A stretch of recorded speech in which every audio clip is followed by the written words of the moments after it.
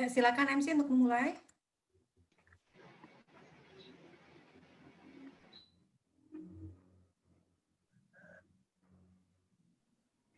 Mbak Dita, Ines. Okay.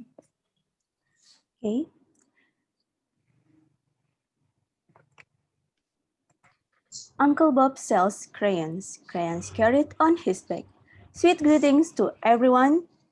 Welcome to the forum full of knowledge. Assalamualaikum warahmatullahi wabarakatuh. Selamat pagi, salam sejahtera bagi kita semua. Dengan saya Dita Rosa Utami, selaku pewara pada kegiatan hari ini, bersama dengan partner saya. Assalamualaikum warahmatullahi wabarakatuh.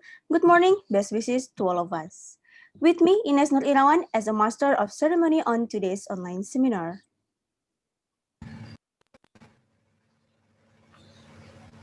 Kepada yang terhormat Ibu Direktur Pasca Sarjana, Profesor Dr. Nadiroh MPD, yang kami hormati Guru Besar Pendidikan Bahasa Inggris, Profesor Dr. Ilza Mayuni MA, Wakil Dekan 1 Fakultas Bahasa dan Seni, Bapak Dr. Ivan Iskandar MHum, Wakil Direktur 1, Bapak Profesor Dr. Ivan Hanafi MPD, Wakil Direktur 2, Bapak Profesor Dr. Syarif Sumantri MPD, yang kami hormati Wakil Direktur 3, Ibu Profesor Dr. Endri Bariswati MPD. Kepada yang kami hormati Korprodi Magister Linguistik Terapan Universitas Negeri Jakarta, selaku Ketua Pelaksana Ibu Eva Lelianti PhD, yang kami hormati Koordinator Program Studi Doktoral Linguistik Terapan, Ibu Dr. Ninuk Lustianti MPD, Koordinator Program Studi Magister Pendidikan Bahasa, Ibu Dr. Miftahul Khairah Anwar MHum, dan Koordinator Program Studi Sastra Inggris, Ibu Rahayu Purbasari MHum. Welcome to the Honorable Director of Postgraduate Studies Universitas Negeri Jakarta, Profesor Dr. Nadiroh MPD, Professor in English Language Education, former Director of Postgraduate School, Universitas Negeri Jakarta, Profesor Dr. Ilza Mayuni, MA, Vice Dean for Academic Affairs, Faculty of Languages and Arts, Universitas Negeri Jakarta, Dr. Ivan Iskandar MHum, Vice Director for Academic Affairs, Professor Dr. Ivan Hanafi MPD, Vice Director for Financial Affairs, Professor Dr. Syarif Sumantri MPD, Vice Director for Students and Corporation Affairs, Professor Dr. Endri Bariswati MPD. To the Honorable Head of Applied Linguistic Master Program, Universitas Negeri Jakarta, as a Head Committee, Eva Lelianti PhD. Head of Applied Linguistics Master Program, Dr. Ninuk Lustianti MPD, Head of Language Education Master Program, Dr. Miftahul Khairah Anwar MHum, and Head of English Literature Study Program, Rahayu Purbasari MHum. Tidak luput kami ucapkan terima kasih kepada Bapak Ibu Korprodi Pasca Sarjana S2 dan S3, para guru besar Universitas Negeri Jakarta, Ibu Korprodi Sastra Inggris, serta Bapak Ibu dosen Pasca Sarjana Universitas Negeri Jakarta. We also thanks to the heads of Master and Doctoral Program Universitas Negeri Jakarta, Professors of Universitas Negeri Jakarta, Head of English Literature Study Program, and lecturers of Master Program Universitas Negeri Jakarta. Selanjutnya yang kami hormati narasumber kita pada hari ini, Bapak Dr. Victor Lim. Beliau adalah Assistant Professor Program Leader for Master in Applied Linguistics, Nanyang Technological University, Singapore.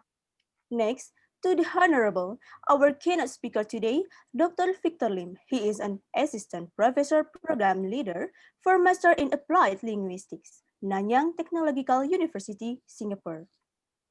Adapun kami ucapkan terima kasih atas turut serta dari program studi doktoral linguistik terapan, Prodi Magister Pendidikan Bahasa, dan Prodi Sastra Inggris yang telah bersama-sama mendukung berjalannya kegiatan kita pagi ini. Next, we say thanks for the cooperation from Applied Linguistic Doctoral Program, Language Education Master Program, and English Literature Study Program that have cooperated to support our online seminars this morning. Istimewa selamat datang kami ucapkan kepada Bapak Ibu peserta seminar daring berseri yang diselenggarakan oleh Program Studi Magister Linguistik Terapan bersama dengan Program Studi Doktoral Linguistik Terapan, Program Studi Magister Pendidikan Bahasa, dan Program Studi Sastra Inggris Universitas Negeri Jakarta. dengan mengangkat tema yang sangat menarik, yaitu Digital Learning Experiences, Gains, and Losses. Welcome participants to the online academic seminar convened by Applied Linguistics Master Program of Universitas Negeri Jakarta, in cooperation with Applied Linguistics Doctoral Program, Language Education Master Program, and English Literature Study Program that proudly presents the online seminar on digital learning experiences, gains, and losses. Memasuki acara yang pertama, yaitu pembukaan, marilah kita awali acara pada hari ini dengan bacaan basmalah bersama. Bismillahirrahmanirrahim. Puji syukur marilah selalu kita panjatkan kehadirat Tuhan Yang Maha Esa, atas izinnya lah, sehingga pada pagi ini kita dapat berkumpul di ruang virtual untuk menghadiri seminar daring dengan tema Digital Learning Experiences, Gains, and Losses, dalam keadaan sehat tanpa ada halangan suatu apapun. Amin. Selamat kami ucapkan kepada peserta seminar daring yang terpilih, karena dari 710 peserta yang telah mendaftar, hanya 500 peserta yang berhasil masuk dalam Zoom meeting seminar daring kita hari ini. Namun tidak perlu khawatir bagi Bapak Ibu yang sudah mendaftar dan belum bisa tergabung dalam Zoom meeting saat ini, Bapak Ibu tetap dapat mengikuti acara seminar daring melalui kanal YouTube kami, yaitu Prodi Magister Linguistik Terapan. Due to only 500 participants can join the Zoom meeting this morning, for the participants who can't join, can participate this online seminar through our YouTube channel, Prodi Magister Linguistik Terapan. Tautan YouTube kami sudah kami bagikan pada kanal Telegram dan WhatsApp grup seminar daring seri 5 Linguistik Terapan. We have already shared our YouTube links on the Telegram channel and WhatsApp groups of 5th Series Applied Linguistic Online Seminar. Sebelum acara dimulai, perkenankanlah saya membacakan susunan acara seminar daring kita pada pagi hari ini. Pertama, pembukaan oleh MC, salam dan penyampaian susunan acara. Kedua, penyampaian tata tertib. Ketiga, sambutan dari Direktur Pasca Sarjana Universitas Negeri Jakarta, Profesor Dr. Nadiroh MPD. Keempat, foto virtual bersama. Kelima, pengantar dari Wakil Dekan 1, Fakultas Bahasa dan Seni Universitas Negeri Jakarta, Bapak Dr. Ivan Iskandar M.Hum. Keenam, penyampaian materi oleh narasumber, Dr. Victor Lim. Keenam, sesi tanya jawab. Selanjutnya, pengisian survei dan presensi. Terakhir, penutupan oleh Ketua Pelaksana, Ibu Eva Lelianti, PhD. Before the event started, allow me to read the rundown of online seminar this morning. First, opening by Master of Ceremony. Second, webinar regulation. Third, opening speech by Director of Postgraduate School, Universitas Negeri Jakarta, Profesor Dr. Nadiroh MPD. Fourth, virtual photo sessions. Fifth, introductory remark by Vice Dean for Academic Affairs, Faculty of Languages and Arts, Universitas Negeri Jakarta, Dr. Ivan Iskandar M.Hum. Sixth, keynote speech by Speaker Dr. Victor Lim. Seventh, question and answer session. Eighth, filling in the survey form and attendance list. And the last one, closing remark by Head of Committee Eva Lelianti, PhD. Bapak Ibu yang kami hormati, demi kelancaran dan ketertiban acara kita, berikutnya saya akan membacakan tata tertib dalam seminar daring seri 5 hari ini. Pertama, akses Zoom dibuka 30 menit sebelum acara dimulai. Acara dimulai tepat pukul 10.00 waktu Indonesia Barat. Oleh karena itu, untuk peserta dari wilayah Indonesia bagian tengah dan timur maupun dari luar negeri, dimohon untuk menyesuaikan waktu yang ada.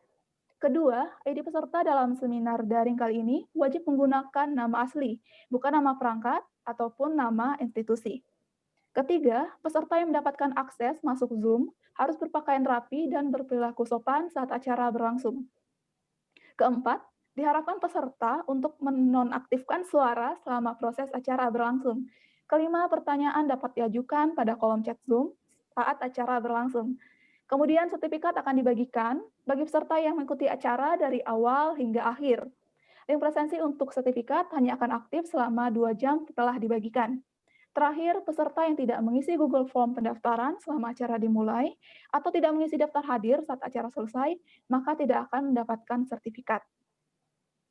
Hadirin yang berbahagia, acara selanjutnya yaitu pengantar sekaligus pembuka seminar daring berseri Program Studi Magister Linguistik Terapan yang akan disampaikan langsung oleh Direktur Pasca Sarjana Universitas Negeri Jakarta, Ibu Profesor Dr. Nadiroh MPD. Kepada yang terhormat, Ibu Profesor Dr. Nadiroh MPD, kami silakan. Without further ado, next session, I would like to invite Profesor Dr. Nadiroh MPD, Director of Postgraduate School, Universitas Negeri Jakarta, to remark and officially open our online seminar. Please welcome Profesor Dr. Nadiroh MPD. Terima kasih. Bismillahirrahmanirrahim. Assalamualaikum warahmatullahi wabarakatuh. Waalaikumsalam. Waalaikumsalam. Yang terhormat Dr. Victor Lim, Asisten Profesor Program Leader for Master in Applied Linguistics dari Nanyang Technology University Singapura. Salam kenal dari Jakarta, Pasca Sarjana Universitas Negeri Jakarta. Yang terhormat Ibu Dekan Fakultas Bahasa dan Seni, mungkin hadir, saya belum lihat satu persatu. Kemudian Ibu Profesor Ilza Mayuni, selamat bergabung di Semdar kelima. Ini program studi Magister Linguistik Terapan, luar biasa, adaptif terhadap era revolusi industri 4.0. Ya, dan ini yang kelima. Ya, yang kelima seminar daring dengan tema Digital Learning, Experiences, Gen and Losses. Pertama-tama, marilah, saya sapa dulu Profesor, Doktor, dosen, dan yang akan memberikan pengantar, yaitu Dr. Ivan Iskandar MHum, Bapak Wakil Dekan 1 FBS, dan tentu yang tidak kalah penting yang menginisiasi, yaitu Ibu Korprodi, Ibu Eva Lelianti PhD, Korprodi Magister Linguistik Terapan, dan Korprodi Magister Pendidikan Bahasa, yang ke depan mungkin akan berubah nama menjadi Bahasa Indonesia, Arab, atau mungkin bahasa lain, gitu ya, atau tetap ilmu pendidikan bahasa yang menaungi semua bahasa. Ya, sampai hari ini masih namanya pendidikan bahasa, yaitu Ibu Dr. Miftahul Khaira Anwar dan Ibu Korprodi Dr. Ibu Ninu Lucianti yang sebentar lagi akan naik tingkat. Mohon doanya, akreditasinya agar mendapatkan akreditasi A. Tanggal 2, kalau tidak salah, 2 November akan akreditasi. Dan Ibu Korprodi Sastra Inggris, Ibu Rahayu Purbasari, ini sebuah keniscayaan dalam adaptif di era VUCA dan revolusi industri 4.0. Kita selalu berkolaborasi, bersinergi di dalam dan di luar, antar kita dan antar luar. Jadi di dalam menyatu, di luar juga menyatu. Jadi sangat efisien, sangat efektif. Jadi maju bersama gitu ya.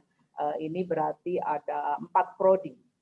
Doktor, magister ada 2, sarjana 1. 4 prodi bersama-sama menggelar event bersama secara virtual. Tema hari ini Ibu Bapak nikmati dan diskusikan secara tuntas. Apa keuntungannya, apa kerugiannya, tentu akan mengeliminasi kerugian-kerugian yang diakibatkan oleh digital learning, gitu ya. Karena ini tidak bisa kita hindari, baik di masa pandemi maupun post pandemi. Ini adalah sebuah pilihan hybrid learning atau blended learning.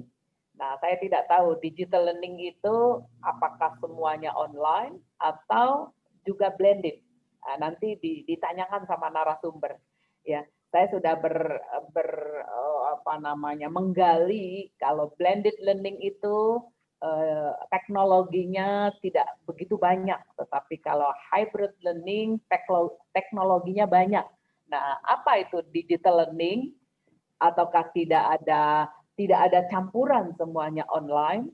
Nah, tentunya kaitannya dengan pendidikan itu bukan pilihan kalau semuanya online. Tetapi untuk hal-hal tertentu memang sebuah pilihan yang tepat digital learning.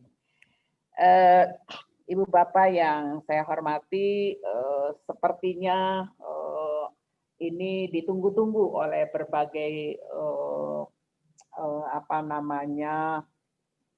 guru, dosen maupun peminat, karena soal linguistik adalah milik bersama, apapun disiplin ilmunya, baik di sekolah dasar, menengah, maupun perguruan tinggi.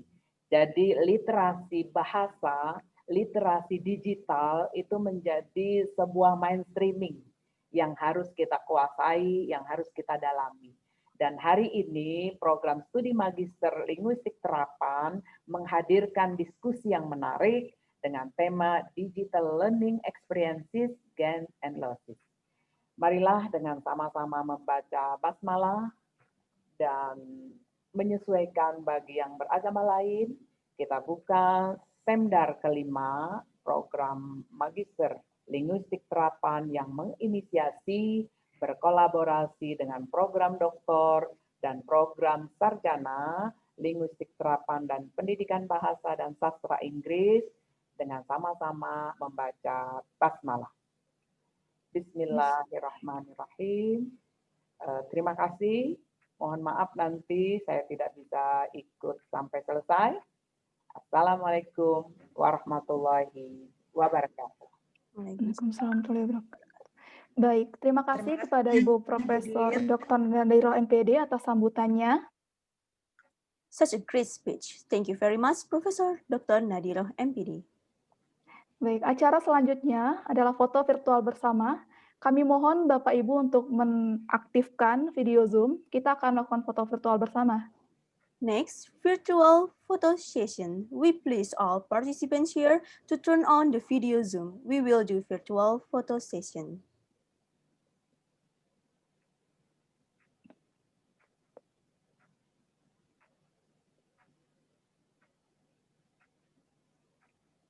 Mas Reza, Mas Zufro, tolong diberi aba-aba. Mas Reza, Bu, beliau ada. Oh, alright. Mas Reza?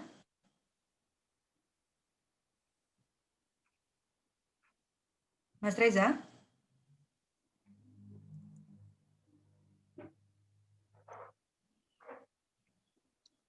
Mas Reza? Ya Bu, hadir Bu. Tadi nggak bisa unmute Bu, maaf. Baik, kepada Bapak Bu, kita akan melakukan sesi foto bersama untuk menghidupkan kameranya terlebih dahulu. Baik, 1, 2, 3.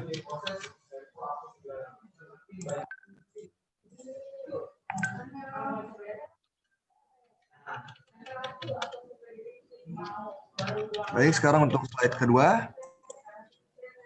1, 2, 3. Baik, untuk slide ketiga. 1, 2, 3. Oke. Untuk slide keempat. 1, 2, 3. Untuk slide kelima. 1, 2, 3. Oke, sekarang untuk slide ke-6. 1, 2, 3. Slide ke-7. 1, 2, 3. Untuk slide berikutnya. 1, 2, 3. Slide ke-9. 1, 2, 3. Slide ke-10. 1, 2, 3. Slide ke-11. 1, 2, 3. Dan slide terakhir. 1, 2, 3. Sudah, Ibu, Bapak, terima kasih banyak. Ya, terima kasih banyak Mas Reza. Iya, ya, terima Back to kasih you. banyak. Terima kasih banyak Mas Reza. Acara selanjutnya adalah pengantar oleh Wakil Dekan 1 Fakultas Bahasa dan Seni Universitas Negeri Jakarta, Bapak Dr. Ivan Iskandar M.Hum. Kepada yang kami hormati, Bapak Dr. Ivan Iskandar M.Hum, kami silakan. For the introductory remark of this online seminar, I would like to invite Dr. Ivan Iskandar M.Hum as a Vice Dean for Academic Affairs, Faculty of Languages and Arts, Universitas Negeri Jakarta. To deliver his speech, please welcome Dr. Ivan Iskandar M.Hum.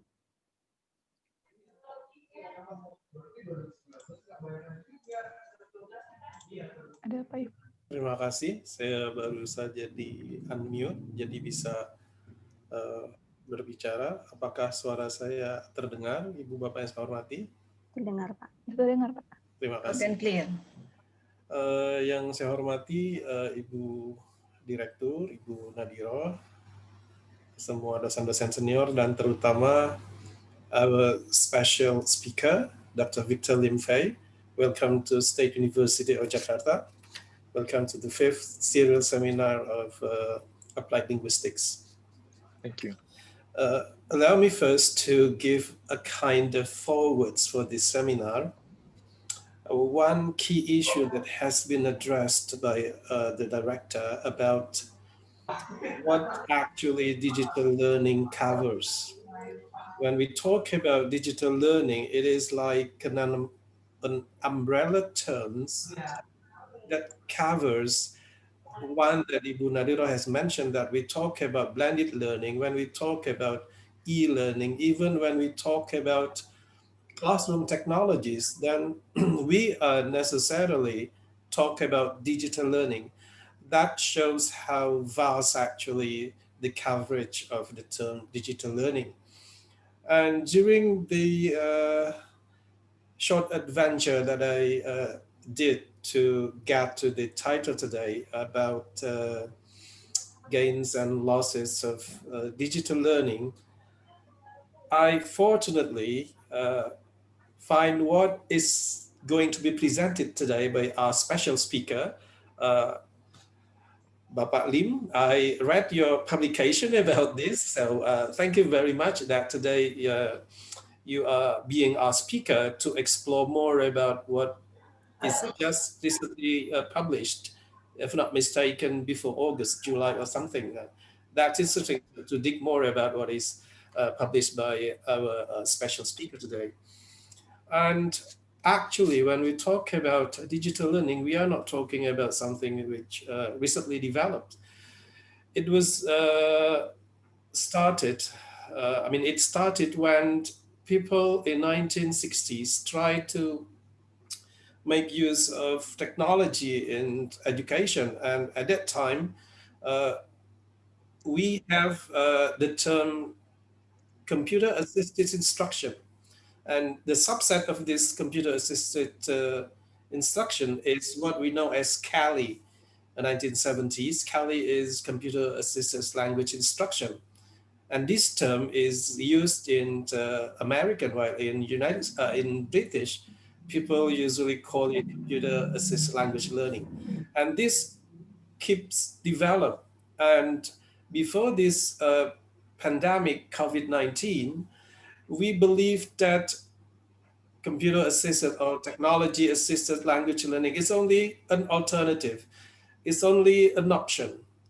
But then this pandemic era, when the school and universities are shut down, we are left no choice. We have only one option, that is to use that technology. And of course, with this use of technology, then we raise questions that we assume technology always effectively assist our learning process. And that's the big questions. when we are left with the option of have to use the technology, then we now experience whether the assumption about the contribution, effective contribution of technology really works or not.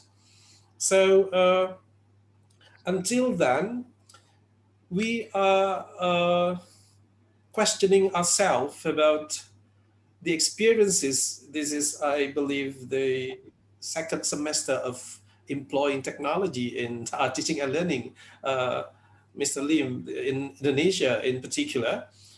And the question is, does the use of this technology really enhance teaching learning process, or the use of it leaves problematic issues that during this time many teachers or lecturers complains about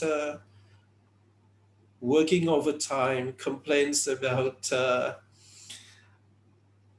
unstable access, complain about the difficulties and challenges of moving physical interaction in classroom into virtual classroom.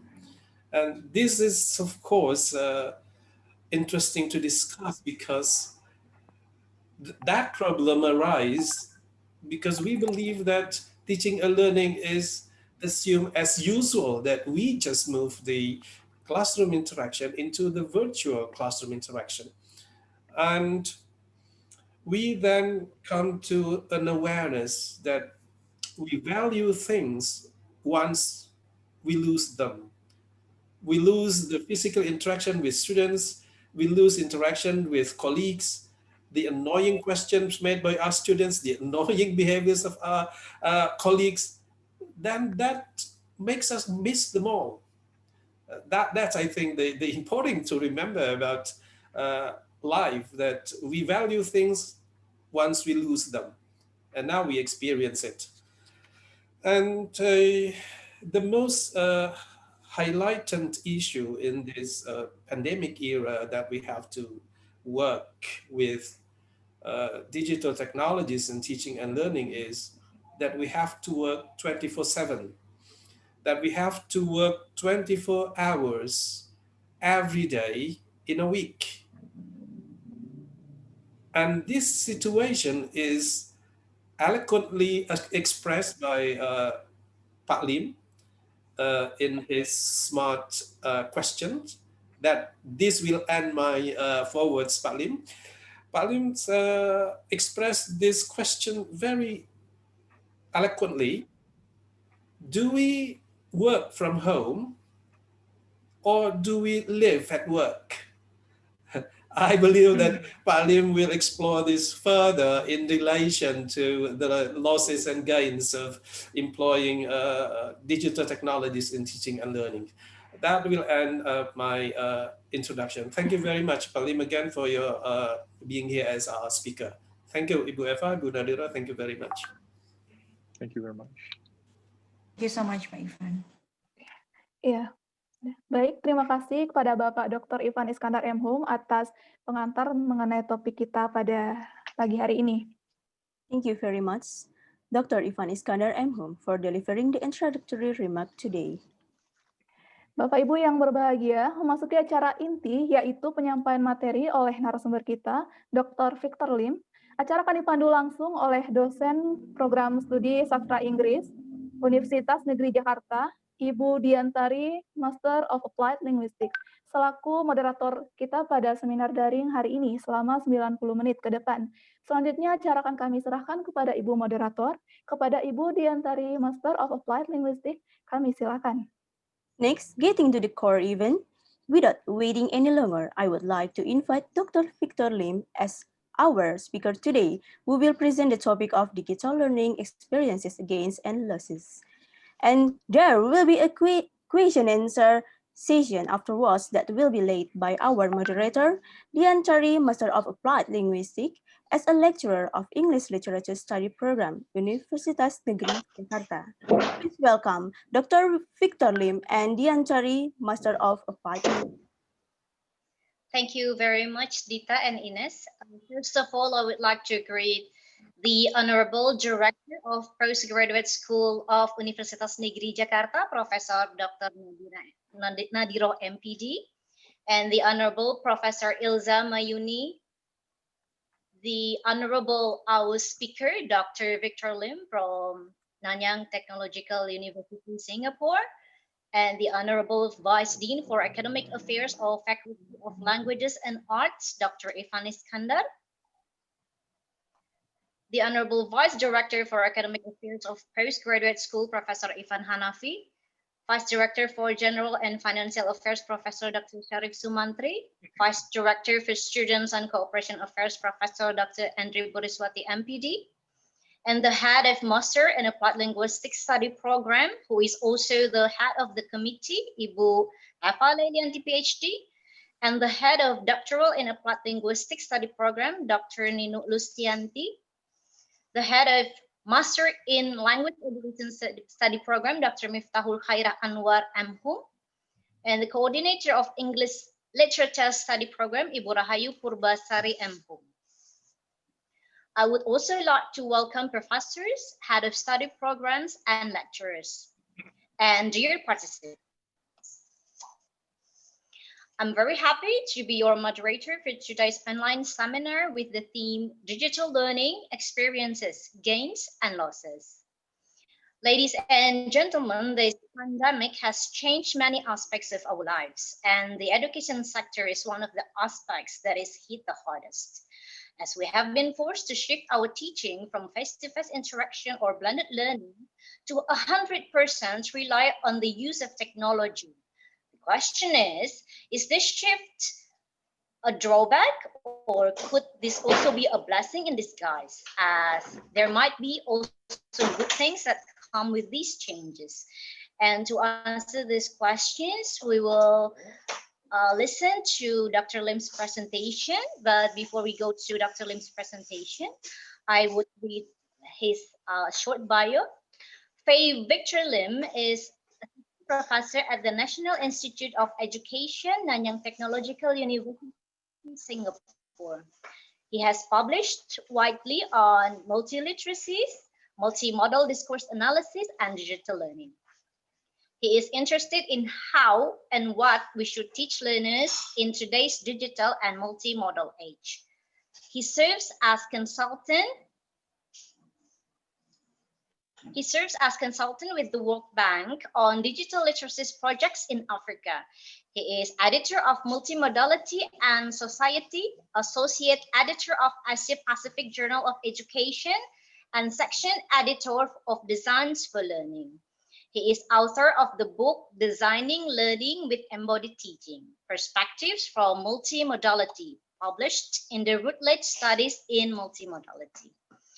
And before we start Dr. Lim's presentation, dear participant, you can ask questions along the way as Dr. Lim's presenting his presentation. Okay, so you can write your question on the chat section, in the Zoom chat section. Okay, without further ado, we invite Dr. Lim. Dr. Lim, please. Thank you very much for the very kind introduction. Are you able to hear me well? Yes. Okay, perfect. Let me share my screen.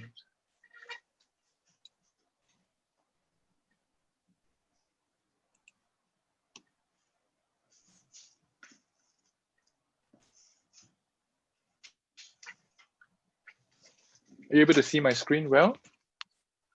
Yes. Yes, good. Thank you very much. Very good morning to everybody. I'm very grateful to Professor Dr. Nadiro, Dr. Ivan Iskandar, Dr. Eva, for the very kind invitation to participate in this webinar. I'm looking forward to the exchange with you today as I share some of my thoughts on a very timely issue, something that is affecting all of us, which is how universities and schools have transited towards a more blended approach of learning during this time of the pandemic. I'm going to take a step back as we journey through the slides later on to reflect on some of the very important questions that Dr. Ivan Iskandar has raised just now in terms of the impact of technology on teaching and learning, how does digital learning look like, and also the kind of gains and losses it brings with us, both professionally and also in our own personal lives. So I'm going to speak for about an hour, and I look forward to your questions and a good time of discussion after the session.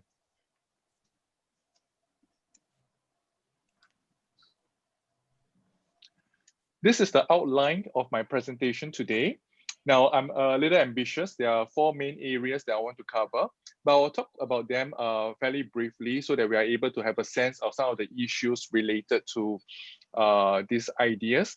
And if you're interested during the question and answer, we can go a little bit more deeper into some of the specific topic of discussions as well.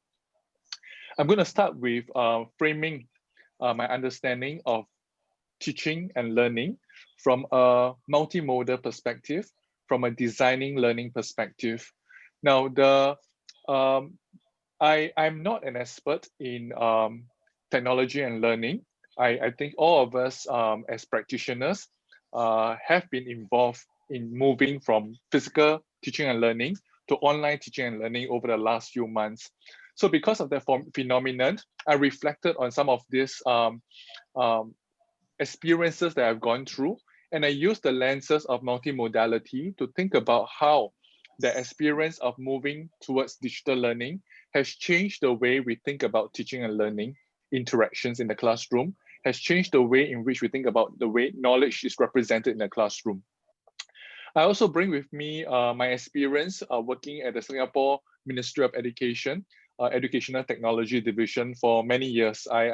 Before I joined academia in 2018, I was a deputy director and a lead specialist at the Educational Technology Division, where we think about how technology can be harnessed for meaningful teaching and learning into the classroom. So we think about the policies related to that, some of the programs and initiatives related to technologies in education, and how schools can be supported towards building an ecology for digital learning. So I'll bring some of these perspectives as I look at this phenomenon of digital learning. The next part will be a reflection on some of the experiences I had in the last semester as a teacher educator in designing digital learning experiences for my students. And then I will move to a slightly more philosophical position where we think about the gains and losses in digital learning. Now, the notion of gains and losses is adopted from the perspective of Professor Günter Kress, who look at the notion of semiotic meaning making across different modes, and what are some of the gains and losses as we choose to represent knowledge and interactions across different modes. And finally, I will share with you some of my ongoing studies and my completed studies in the area of digital learning. And I look forward to hearing your thoughts on them and how we can participate together in terms of furthering our understanding as a community towards, as an academic community towards digital learning. Is that okay? Right.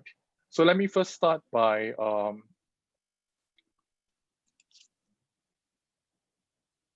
looking at designing learning. Now, designing learning is a paradigm that I'm adopting towards teaching and learning interaction. Günter Kress and Stefan Solander argues that pedagogy is a design. And what does it mean that pedagogy is a design? It means that you see students as the recipient of the kind of knowledge that you want them to learn, the kind of outcomes that you want them to develop. And the teacher takes on as a role as a designer to think about how best to deliver the learning experience for the students, how best to design the kind of learning experience for the students. And as a designer, there are different set of resources and tools that you use. And I found, again, from the multimodal community, the notion of semiotic technologies very useful. So the notion of semiotic technology is the idea that has been developed by Theo van Leeuwen and Emilia Jonov and Kay O'Halloran to look at how the resources that we use are not just representing ideas and knowledge, but they also affect the kind of social relations with different people as you use the resources. And I'm going to give you a little bit more examples of what that means. And the other aspect that we will think about as we move into designing learning experience is the notion of digital literacies of students. the history of pedagogy as design. So when we talk about teaching as design, the earliest group of people that developed this idea in a more coherent, articulate way is the New London group. Now, this is the group that also introduced the notion of multi-literacies. So in their manifesto, they talk about the idea of designing learning as a way to respond to the changes in the 21st century competencies. Stefan Selander, he says that the role of a teacher to bring knowledge to the student and the student's role to just remember by heart and to learn specific skills has to be challenged. Today, we are not just thinking about teachers bringing knowledge to students. We are not just expecting students to learn by heart and to learn specific skills because we are living in a digital age. There are different sources of information that's available. There's different ways of learning that can be promoted through the use of technology. And the idea of pedagogy as design is an invitation for us to take a step back, to think about how we can use the material resources and structures of powers in our classroom environment to best express the kind of meanings and ideas that we want our students to learn. Pedagogy, as a result, must be deliberately designed. So when you step into the classroom, when you begin the lesson, you are designing a specific learning experience for the students that you have. And pedagogy needs to be combined with expertise in the design of learning environment.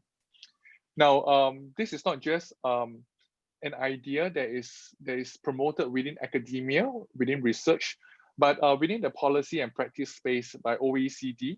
There was a publication on teachers as designers of learning environments.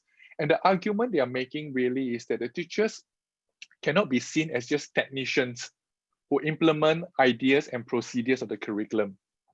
But the teachers are really professionals, and they are designers of learning environments and experts in the art and science of teaching. So you will find that teachers who are designing learning experiences may teach the same content very differently to different groups of students, different profiles of students, because of the kind of learning needs that these students have. So what does it mean to be a designer of learning? Well, as a designer of learning, the teacher judges the best way in which the learner can best achieve the learning outcomes. The teacher is very mindful of the way they use various tools, technologies, and resources with a sensitivity of what these tools and resources can and cannot do. So what are these tools and resources? What are these semiotic technologies that we talk about? Well, many of you may now be familiar with a whole range of tools and resources that are available to us. It starts with the good old whiteboard, which is non-digital, but it's still a tool nonetheless, to the very familiar PowerPoint and video that we use in the classroom, to more exciting tools like educational apps and learning analytics platforms that can be used. Now, while it's not uncommon to bring these tools in the classroom, what I want to advance in this talk really is for us to take a step back to think about how knowledge is represented when we use these tools and what kind of pedagogic relations we have with our students when we use these tools. And this is something that this is something that's achieved as we think about the notion of semiotic technologies. So a designer of learning works with semiotic technologies, and semiotic technologies are these tools, but more importantly is the way we see how we can make meaning with these tools and how they change social practices. So just as a designer chooses the tools carefully based on what a tool can or cannot do for the purpose that he has, as well as the designer's familiarity and fluency with it, a designer of learning does the same thing. He will choose the best tool, best technology that fit his purpose to achieve the learning goals of the lesson. So we want to see the kind of technologies and resources that we have to us as really tools of a designer. Now, what do we mean by what a tool can or cannot do? Now, this is where the notion of affordances comes in very helpfully to help us understand the notion of semiotic technologies and affordances, right? So James Gibson talks about affordances of various tools, right? So every semiotic technology has different affordances. And affordances really is what is offered. What can we do with it? So Norman extends the notion of affordances as action possibilities, right? What you can do with the tool, what you're prompted to do with the tool. And Günter Kress argues from a social semiotic perspective that affordances of technology is in addition to allowing you to do different things with the tools, it also insists that different things are done in a particular way. So what do I mean by that? I'm going to share with you some examples in a while's time. What it means for us when we think about different semiotics technologies for learning is to think about three big questions. When we bring in, for instance, the PowerPoint to the classroom, when we bring in, for instance, a learning management platform, or even Kahoot as a game, when we bring to a classroom, what are the three main questions to think about? The first really is to think about knowledge representation. How is content expressed through the tool? The second is to think about pedagogic relations. How is power and rapport in the classroom managed when you use the particular tool? And the third is to think about the organization of learning, right? How does learning unfold when you use the tool in specific stages? One of the things that we recognize is that different media forms have different affordances for different types of learning experiences, right? So for instance, if I use a video presentation, or in a Zoom meeting where I live stream my lecture, right? I'm able to represent my ideas and content through my language, through the slides, perhaps through gestures.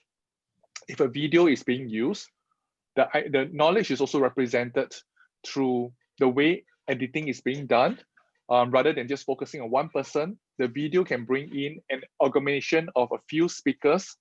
You can use sound and music that's added into the video to deliver a multimodal presentation. If you think about how in a textbook, the way knowledge is represented in a traditional textbook versus an electronic textbook, there may be different pathways that an electronic textbook allows the student to explore accordingly. So one of the things about technology really and digital tools is to think about the way knowledge is represented. The second thing to think about really is the pedagogical relations. You can have a fairly authoritative relationship. For instance, in this Zoom presentation, the way the kind of relationship I have with you is an authoritative one because you are listening to me to speak. It's fairly didactic in nature. Or you can design a rather participative relationship. In a classroom, of course, the participative relationship is expressed through group work discussion. In online learning, in digital learning, you can express that participative relationship through discussion threads and forums as well, where students are able to co-construct and build on knowledge from one another. So you think about when you use a PowerPoint, for instance, in the classroom, when you use a PowerPoint presentation, how does it change the kind of relationship that you have with your students? Typically, the PowerPoint was designed to market, to sell knowledge, and it limits the role of the presenter to one of an authority, to one of an expert, and that changes the kind of relationship that the teacher has with the students and the way knowledge is represented. The other aspect is to think about the organization of learning. How learning is organized when you use a particular tools. Is it deductive in nature, where you introduce the general principles, theories, knowledge, and then get the students to practice through quizzes, through activities, so that they are able to master the theories and knowledge that you've introduced? Or is it inductive in nature, where you get students to explore and make meaning for themselves?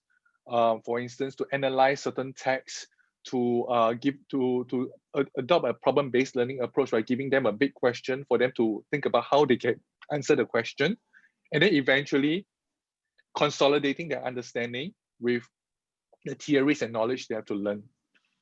Or is it, as Bill Cope and Mary Calantis says, as reflexive learning, where essentially it's a blend of both deductive learning and inductive learning approaches at different stages of the lesson. So in this first part, what I try to do really is to share with you the idea of designing learning. And the notion of designing learning is not limited to just digital learning experiences. It is also relevant in the physical learning experiences as well. So in the classroom, the kind of digital tools that you bring in to design the learning experiences of the students.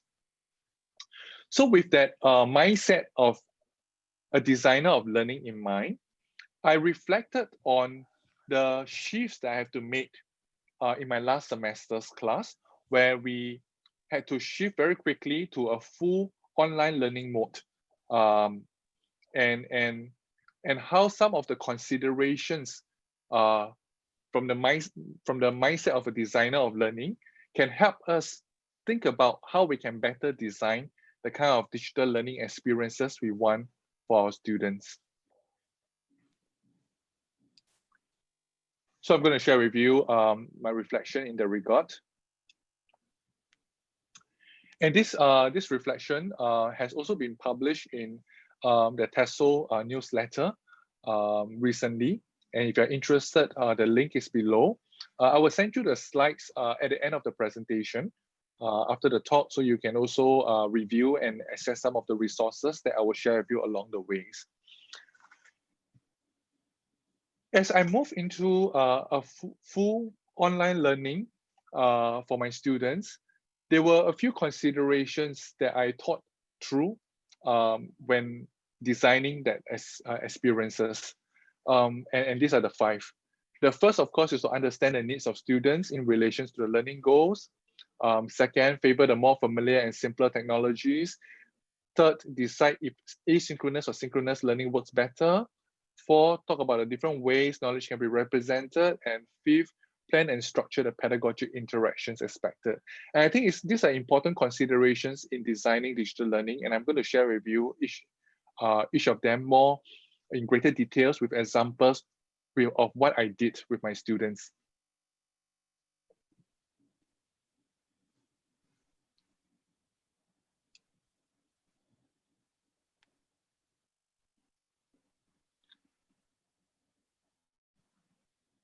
Now, the first is really to understand the needs of the students in relation to the learning goals. The first important thing really is for us to recognize that the activities that we have in the classroom must serve the goals that we want for our students to learn. Many of it is already outlined in the syllabus document. So the syllabus have presented the learning goals, and in my case, it was about how students can understand and evaluate an approach to discourse analysis. The next thing that we need to do in terms of the learning goals is to recognize the students' needs and their profiles. So in the class that I was teaching, I had 23 full-time, part-time students, and the age range from 20s to 50s. Now, because of a fairly wide age range, in my earlier lessons, I noticed that there are different levels of comfort with technology. Some of them are more proficient, more savvy, others are less savvy.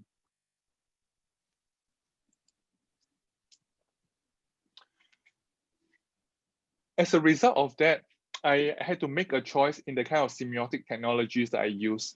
And I decided to favor the more familiar and simpler technologies. It was a reminder for me not to chase after facts and be seduced by the bells and whistles of what new technologies can promise, because I wanted something that was reliable, simple enough for the students to use, as well as easy enough for me to use in the classroom as well. So I wanted something that was simple, reliable, and hopefully familiar to the students. And essentially, while there are many there's many possible tools out there, there's many technological platforms, one of the best tools really is one that facilitates and do not distract the students from what you want them to learn. So in my course, what I had was a digital learning community that we use a social media platform for. This was something that we did. It was on a Facebook group, But the same thing can be done through an Edmodo group as well. So for this particular semester, I'm using Edmodo because that's where we are able to have Edmodo as a professional platform rather than Facebook, which was a personal platform. But in the earlier platform that I used, it was with the group of students was Facebook. It was a private group, and we used that as a way to continue our discussions after the lesson.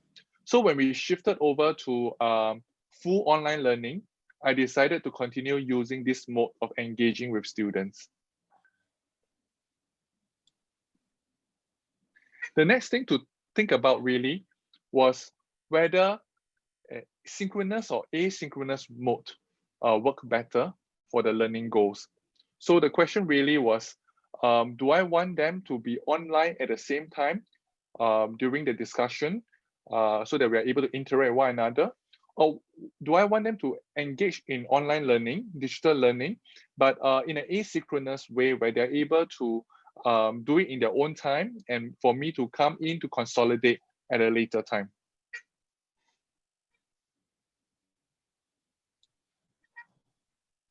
So this was what we did.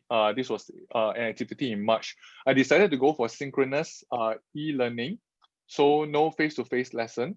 So what they did was that they had to read the articles, and then they had to post 2 things they have learned and a question on the learning community page. That was the asynchronous aspect. And then after that, there was a synchronous aspect where they came together during the lesson time of 6 to 8 p.m. and they had to respond to one another's posts, response to my comment and my teaching assistant's comment, and then watch 3 6-minute videos that I uploaded, and for them to post a question and comment to the video. So this was the design of the learning interactions that we had. And this was very encouraging because where in terms of the asynchronous digital learning, if you see the slides, you can see the kind of example of the responses the students gave. And this was possible, I think, because they were doing it in their own time. They were not rushed during class time to think of a response. And therefore, they could be a little bit more reflective in the way they talk about what they have learned from the course and how it related to their daily lives. On the right-hand side, you can see the response from another student to the post by the first student. And again, you'll find that it's a very reflective response where there's a lot more thought going into it. And this was something that may not be possible during time constraint in the classroom where you want them to really engage with one another. You want them to really, and where time is a consideration. So again, you can see how there are different very long responses given by students, and other students, including myself, can go on to respond to it. I can also make links to different posts and pages for the students to explore a little bit more. So in this case, where there was a discussion about the ethic and emic approach to discourse analysis, I pointed them to a link that they can explore further. So that was the asynchronous digital learning aspects, and I felt that the value of it was that it allowed the teachers, the students themselves, to spend a little bit more time to think about their response, to reflect on their readings, and to give a more lengthy kind of response to one another, which was very meaningful, I thought. But we also had a synchronous digital learning where we came together during class time. So to some extent, you can say that it was flipped. Both digital learning, there was flipped learning in both digital aspects. So in synchronous digital learning, what we had was shorter responses because time was a concern. They watched the video, they had to comment on it, they had to ask a question, and different ones commented. But yet at the same time, you can think about the very, you can also observe from the slide that you see, the very lively exchanges that we have.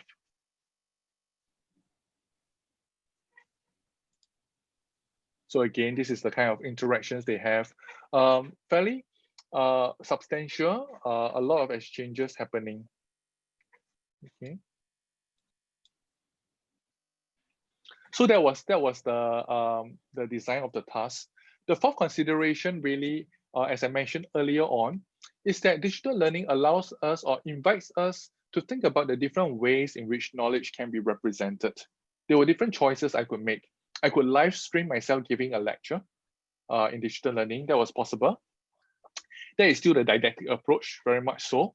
The challenge, of course, just like now when I give a Zoom lecture, I'm not able to have an immediate sense of your attentiveness and response to the lecture. I have to wait for the Q&A later on. And there has been also research that suggests that students' engagement with online lecture does not last beyond 6 minutes, although this attention span can perhaps be extended with a little more interactivity. So I'm grateful that this is about 25 minutes into the talk and you're still paying attention. I hope you are. Are you? I hope so. Okay. So there is some consideration. I mean, if it's going to be a long, boring talk, after a while, people's attention would fade off as well. So I talk about different ways of expressing the knowledge, and therefore I use the videos, 6-minute clips of different ones, different experts from different parts of the world speaking on the topic. And I thought that was something that was very valuable to bring in. So when we think about this consideration, we have to take a step back and think about whether lecture is really the best way. Could there be other ways to present the knowledge? Perhaps a brief presentation by an international authority could help, or short professional video production where you have different authorities on the topic that could better illustrate the application of teaching and learning online multimodally. So digital learning allows us to, well, in fact, in physical classroom, you can do that as well. But I think in the digital learning space, there is the use of technology to bring in other knowledge sources that can enhance the kind of teaching and learning experience that our students have. And the fifth consideration really is to plan and structure the pedagogic interactions expected. So in a typical face-to-face classroom, a lot of the interactions tend to center on the teacher in the classroom. You can have peer learning through group discussions, but many a times at the end of this group discussions, the consolidation often points back to the teacher. The teacher is the one that brings the class back together, get the different groups to share their ideas, and then again be the point of knowledge focus. So that is the kind of pedagogic interactions in a physical classroom. But one of the things that we recognize in digital learning as students engage on online forums and discussion threads is that social and collaborative learning can take place as well. So sometimes people think that, well, in the online interaction, there is less social and collaborative learning happening. It's not necessarily true, because you can really design for social and collaborative knowledge building in the online space. So what happens is that the students can participate on the discussion threads. The teacher's role can be then to read the threads, the discussions, and then to drop certain assumptions, get them to clarify certain ideas, challenge their perspectives, and respond to the comments. And many a times in these threads, the students are the ones that have the final say, because the teachers are moving from thread to thread, responding, and then the students can respond back to the thread by replying to what the teachers have said, what the students have said. And of course, just now Dr. Ifan talks about the idea of work-life balance, and it's true, because in digital learning, there's a potential in which the discussion can extend beyond the class time. After the class ends, the students may still be excited, may still be interested in what the discussion is about, and they may still continue to participate in the thread. Some of the students will tell me that at the end of the lesson, they will go back after they have relaxed, have a meal, take a shower. They will go back and read some of the posts they have made and think about the responses that students have. So in a sense, you are really extending that kind of discussion and learning beyond that class time. In terms of pedagogic interactions, we also recognize that, well, in face-to-face learning, we are bounded by time and space. So interactions are constrained to one at a time. As a teacher, you can only respond to one discussion, one interaction at a time. But whereas in digital learning, in a discussion forum, students can respond simultaneously to the teacher's questions, and they can respond to each other's posts while waiting for others to respond to their posts, while waiting for the teachers to respond to their posts. So a lot more discussion and interaction can be taking place in a discussion forum in this aspect. And it's important as we take a step back again, like what Dr. Irfan and Professor Nadira alluded to earlier on, is that digital learning, which is an umbrella term when I include also online learning especially, and physical learning in the classroom, they are not quite the same. And they shouldn't be the same, because as we move from physical classroom into the online space, many teachers will feel that, oh, but it's so different, there's so much that's lost, the kind of interaction is not quite the same. Well, they should not be the same. That's my argument. Digital learning should not attempt to replicate the face-to-face learning experiences. The reason is simple, because these different mediums have different ways of allowing for different types of interactions to happen. It's a different mode, it's a different semiotic technologies, and of course, they offer different ways of learning. What is more important for us is to think about what are the learning outcomes that we want to achieve, and which approach to the learning is better for our students to achieve the learning outcomes. Which is why, like what Professor Nadiro mentioned, that countries around the world are moving towards the recognition that blended learning or hybrid learning is something that is valuable in the post-pandemic world. We talk about the new education normal in Singapore. And Dr. Irfan suggested earlier on that many teachers have been resistant to the use of technology for approach in the Kelly approaches. And the pandemic has caused us to recognize the value of technology. Now, of course, during the pandemic, we had no choice but all to move towards online learning. But we believe that in a new educational normal, there could be a time in which we begin to recognize the value of both online learning and physical learning, and the teacher is able to design the appropriate learning experiences based on what is most meaningful for the students. So again, these are some of the feedback that my students had on the online learning experiences. I got them to make a meme. And one of the things they pointed out in the memes is the fact that, well, online learning can be very robust and very rigorous as well. There's a lot of things that's involved in online learning that they have to focus on. And it can be quite challenging as well. Now, this is the other aspect in which I invited them to give a feedback, okay, on the learning experience they have. Leave a short comment in the post. And these are some examples of the feedback that's given.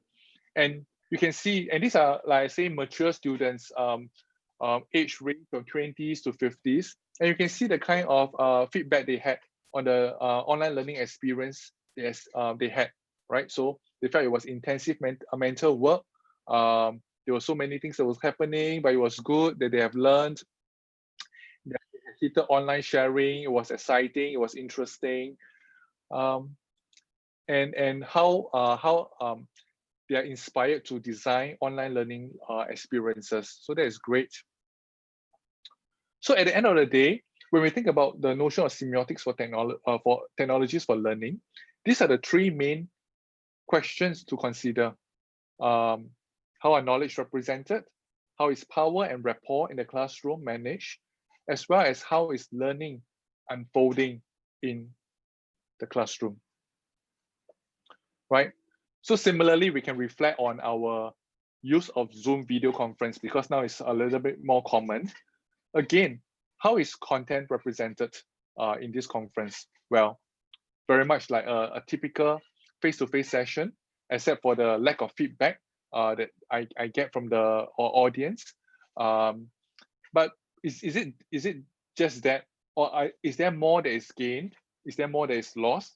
Well, these are some questions that we'll think about a little bit more later on. How is power and rapport managed in this classroom? In the Zoom video conference, where I'm unable to have a sense of the kind of feedback that I get from you. You are unable to challenge me directly on some of the ideas immediately. How is that kind of power relations expressed? And of course, the design of learning. How does learning unfold as we go through this presentation? We are not using breakout rooms. We are not using collaborative discussions. So how do we learn through this whole experience. And of course, as we talk about how these are the considerations that I have highlighted earlier on. One of the things that we mentioned, and this is in another article that I wrote, reflecting on what I shared with you earlier on, designing digital learning experiences in a time of pandemic. And one of the things that we recognize, as I mentioned, is that digital learning cannot replace physical learning. They are not quite the same. And Bill Cope and Mary Calentis argues that if you design digital learning well, it can even be superior to physical learning. So that's something that is important for us to keep in mind, that digital learning need not be plan B. It need not be something that is inferior to face-to-face classroom. So if you're able to design well, keeping the considerations in mind, it can be even better than face-to-face learning.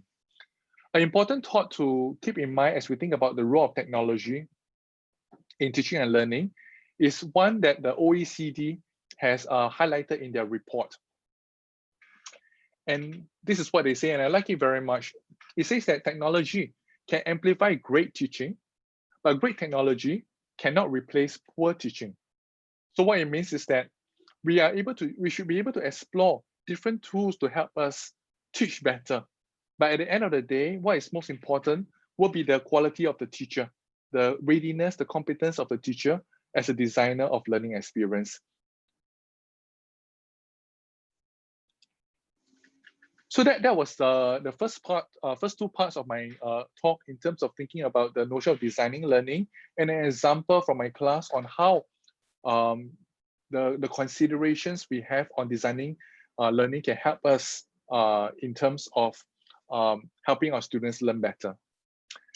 In this part, I'm going to adopt a more philosophical tone to think about the losses and gains that we have in digital learning.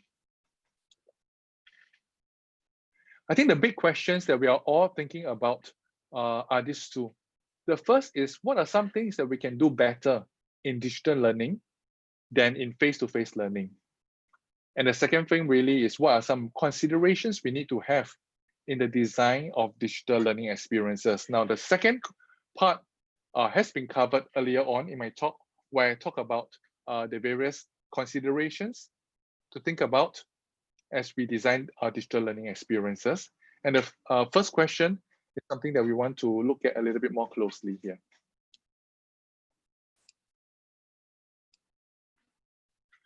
The question of gains and loss is a frame that Professor Günther Kress highlighted in his work, looking at different ways in which meanings are made through, for instance, language and image. So in his in one of his publication, he talks about how in our university textbooks, for instance, in science education, over time there has been a shift towards the use of more images, figures, diagrams in representing meaning. In the past, the textbooks tend to be just words alone, a lot of language explaining various procedures and ideas. So his question then was, well, in this shift from a more language-focused way of expressing ideas to one that is more multimodal with images, what are the gains in this process in terms of the way knowledge is made, is expressed, and what are the losses in the ways knowledge is expressed? So similarly, when we look at digital learning, I'm going to adopt the same considerations to think about what are the gains when we shift towards digital learning, and what are some of the losses that digital learning can bring about. And what Dr. Irfan has mentioned earlier on is true, that as human beings, we do tend to value loss more than gains. So these are two very famous behavioral economists that talks about how people have this loss aversion tendency. We tend to value what we have lost, what we have missed. So especially when we move from the face-to-face classroom into the online learning experience, there is this sense of nostalgia over like the kind of interactions that we used to have in the classroom. So what I'm going to do is to focus first of all on some of the losses, and then we talk about the gains. And Dr. Irfan is right. I have written up this on the Pandemic website. The Pandemic website is a website that was started by a group of scholars internationally who wanted to respond to the way communication has changed because of the pandemic. So if you're interested, the link is there. You can go up there and find a little bit more other posts by different scholars internationally on their reflections on the post-pandemic world, right? So this was an article that I contributed. And in this article, I reflected on the losses and gains, which I'm going to share with you a little bit more, okay?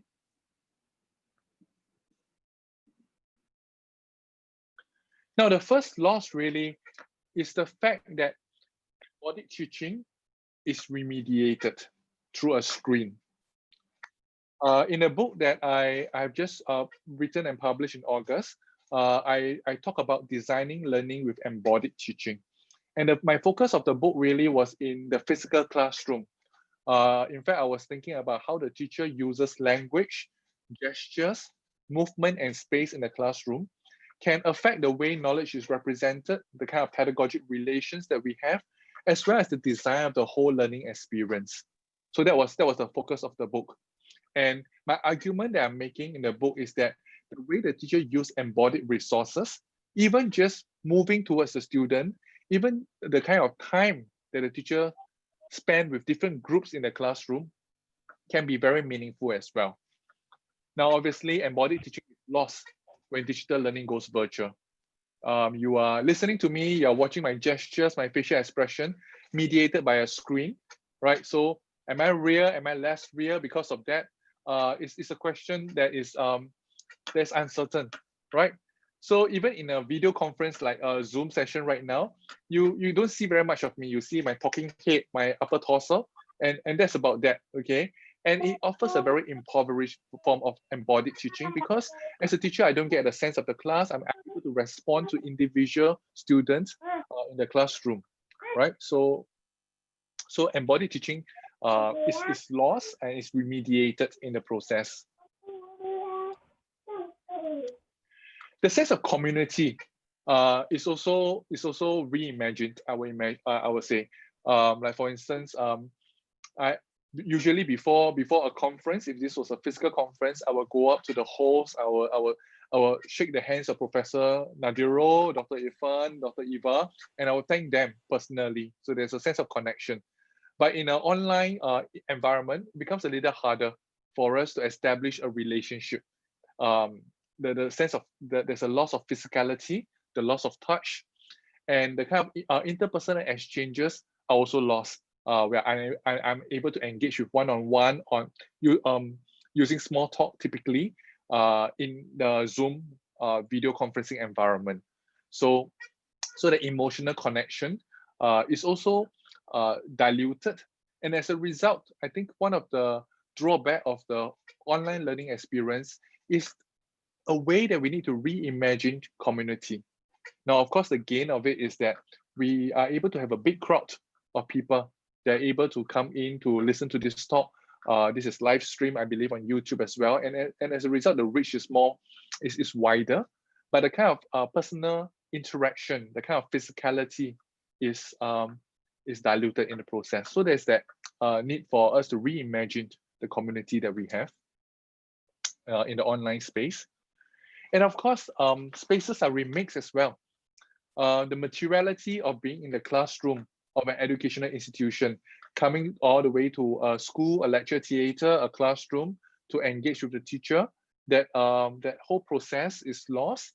The familiar sense of structure and routine, and we know that structure and routine is productive to effective learning. I mean, studies have shown that we need to have a certain structure and there's a certain routine.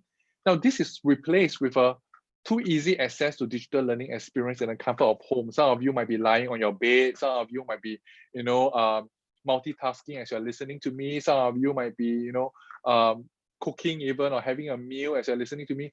So it's more convenient, but at the same time, you are subjected to the distractions of home life. And the kind of spaces that you have between your professional life and the personal life is also remixed in the whole gamut of things. the boundaries of school and home is really blurred, and to some extent, like what Dr. Irfan suggested just now, are we really living at work? Are we really working from home or living at work? You know, the boundaries is blurred. And there are also new social phenomena. You find that because of the constraints in the way we are able to express our meanings through other modes, we have to work a little harder, right, through other modes to express our ideas. So at the end of a Zoom meeting, usually you'll find people waving. This is something that is a new phenomenon. And this is really because they want to express their sense of farewell. And you, in a typical face-to-face meeting, they're able to do that through other modes, like, you know, just maybe shaking of hands, smiling at one another, interacting with one another, small talks and whatnot. But in a Zoom meeting, that's not possible. So there's a sense of compensation made through waving, which is an interesting phenomenon. And like I mentioned, there's this pandemic website where we think a little bit more about how the pandemic has changed the way we interact and communicate with one another.